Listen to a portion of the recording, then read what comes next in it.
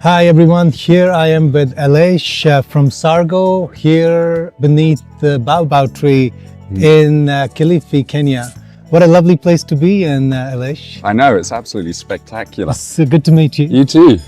So it's your first time in Kenya, is it? No, I was here about 5 years ago when I used to work in the NGO world, so it's been a bit of time, but great to be back. So you started in the NGO, you were working in the NGO world? Yeah, so my background is basically delivering money in emergencies. So I spent about 15 years working in Haiti, Nepal, Philippines, delivering about more than $60 million across a range of payment mechanisms. And then through that in Nepal, we started delivering cash using e-vouchers on the blockchain, using Symbian phones. Amazing. And kind of been rolling it from there, basically. Oh, I didn't know about that part. Actually, I started my career in aid work. Really? Yeah, in West Africa. So you're a fellow humanitarian? Yeah. And I've always wanted to go back into it. So, we'll have that conversation separately. Yeah. But it's good to have that connection, which I wasn't aware of, because we just met in the blockchain and here we are in beautiful Kilifi. So tell us about your journey, obviously starting from what you were doing and how you got into the Web3 space in Africa now. Yeah, so basically I was deployed in emergencies to give people money. The logic being if you give rice to 10,000 households, you destroy the whole supply chain for rice. And through delivering cash, you can inject it at a household level, which then supports the market to kind of resupply goods, and you can also inject it along the value chain. So it's looking at how you use markets to meet humanitarian need. And through that, I got really interested in the banking system, digital ID standards for stateless people, working with kind of big NGOs in the UN, but got really frustrated with the speed and bureaucracy within these systems.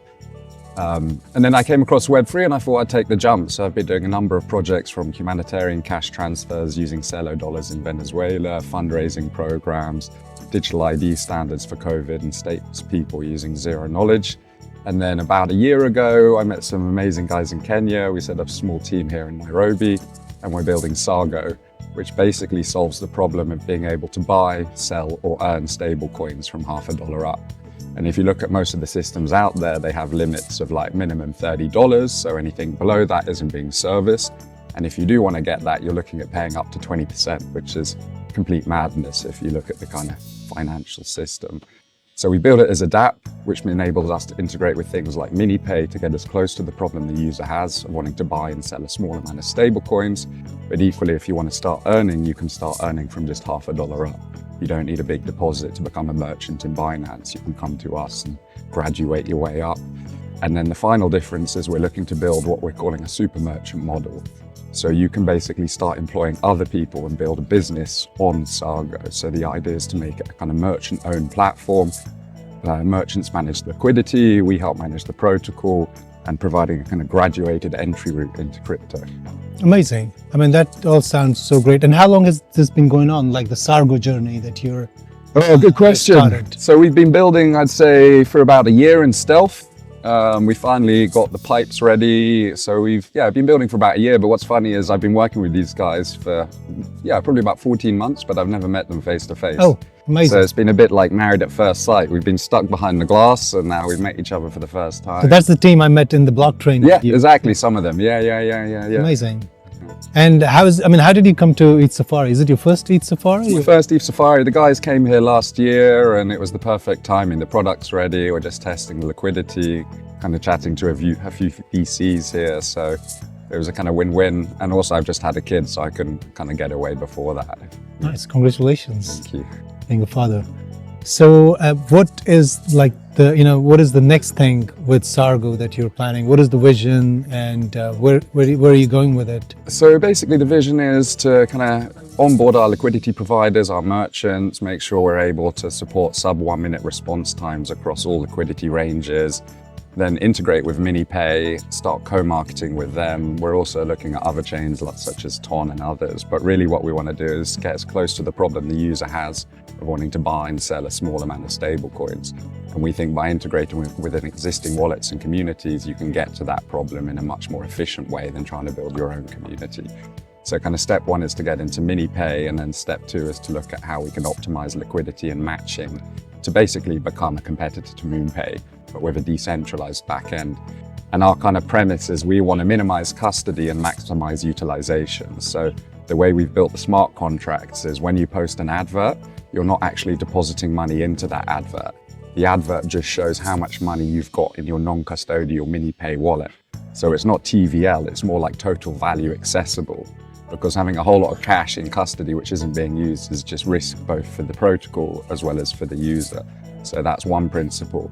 And then the other side, what we're looking to do is limit the number of merchants to maintain deal flow. So through kind of combining maximum utilization of liquidity and minimizing custody, we think we have a bit of a competitive edge. And then there's some other components around everybody's joining one unified ad. So rather than having to navigate through a marketplace of 600 different adverts, basically everybody or all merchants are under that one unified ad, which then gets mapped. So it's like a kind of peer-to-contract model, but you're still retaining a decentralized, non-custodial set of wallets which retain that value. It's like a kind of intent, if that makes sense. I'm trying to get my head around it. I mean, I'm sure you've got it figured out, but I would love to get to understand it better. Yeah. And just like a question which sort of relates to your previous background, within the aid and development sector, and now having been focusing on what you're building here, which also has a focus on social impact. Now, is there a way, have you found a way to bridge the two, like the connections or the aid world and what you're doing now with Web3? Yeah, I mean, we as I say, we previously ran a cash transfer program delivering stable coins to vulnerable people in Venezuela. But the main issue of Web3 is it doesn't have the acceptance network needed. So if you deliver a whole lot of tokens to a community in a vulnerable area, if there's no shops accepting those tokens or stable coins, there isn't any value. And the value is driven by the acceptance, not the issuance. So until you start to get widespread acceptance in terms of shops and so forth, it doesn't make so much sense from a kind of perspective of meeting immediate humanitarian need in an emergency. However, as we start to see MiniPay grow organically and the acceptance network around it grow organically, I think at that point it makes more sense for NGOs to start looking at tokenized methods of delivering humanitarian assistance. But on the flip side, I used to work building digital identity standards with MasterCard and 12 of the biggest aid agencies for stateless people.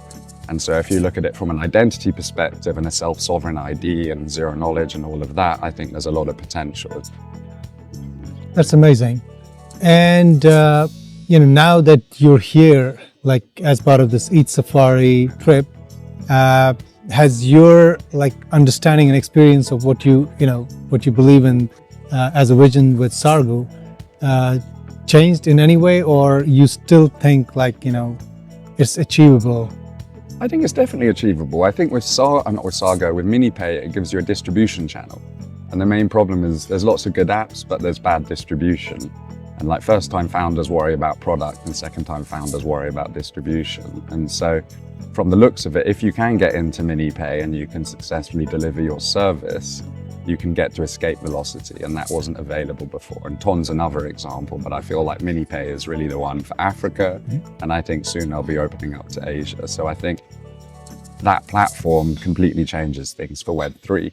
And if you look at MiniPay, I think it's one of the biggest contributors to net new Web3 users for the last few months. So we're not in this kind of circular economy, we're actually bringing people new into it who are looking to kind of get dollar accounts. Yes, I was talking to somebody who's been working on the regulatory side.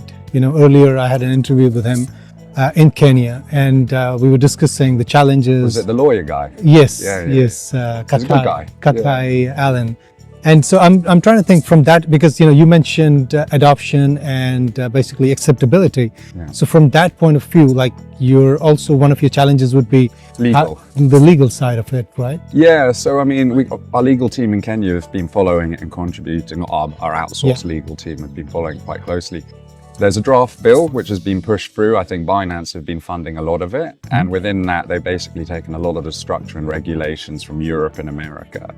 And so P2P exchanges, by the looks of it, will be regulated, because what matters is the regulated event, which is buying and selling crypto. Right. How you do it, they don't really care. Exactly. But the licensing fees here, don't quote me on this, but they seem to be a little bit more feasible than places like the Philippines and others. So my assumption is within the next year to 18 months, these regulations will be in, and then people will start to be licensed.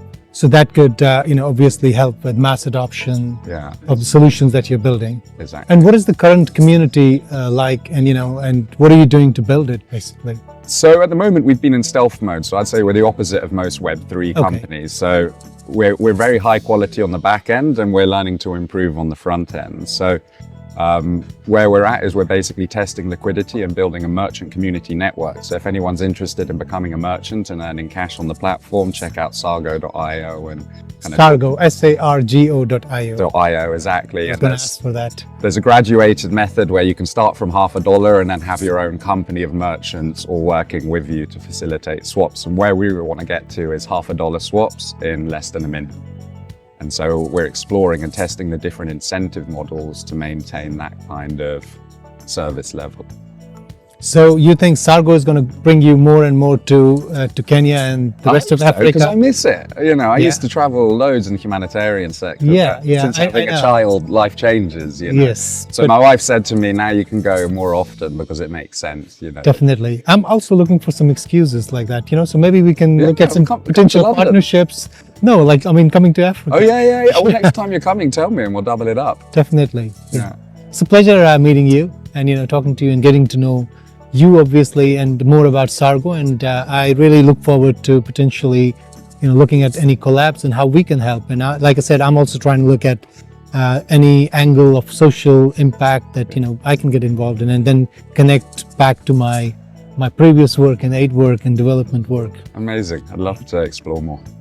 So any last messages, as in what is the best way to connect with you? And so if you want to connect to us, email support@sargo.io or go to our website, Twitter handle Sargo Swap, or give this man a shout. Great. Sounds all great. It's a pleasure meeting you again. You too. Beneath the Baobab tree here in beautiful Kilifi. I know. I don't want to leave. Yeah, it's same with me, I wish I could stay longer.